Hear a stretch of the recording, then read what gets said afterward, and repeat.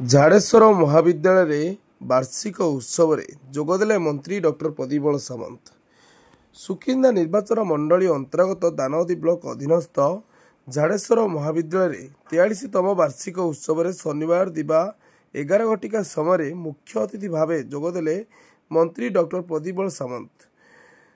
मंत्री डॉक्टर प्रदीप सामंत को झाड़ेश्वर महाविद्यालय अध्यक्ष शिक्षक छात्र छात्री माने भव्य स्वागत करी मंच अभिमुखे नहीं जाइथिले। सभा सांग पर छात्र छात्री मानक उद्देश्य कलाकार मानक द्वारा रंगारंग कार्यक्रम अनुष्ठित होइतिबा देखिବାକୁ मिल जाइछि। कुआजाय ज्ञानमेव जयते सकल बीजर सर्वशक्ति ज्ञान यह प्रत्येक जीवन में अत्यंत जरूरी।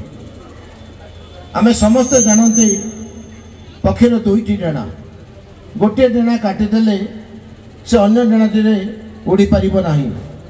सेमती व्यक्तिर मध्य दुईटी व्यक्तित्व रही गोटे हूँ श्रम आ गोटे हूँ ज्ञान।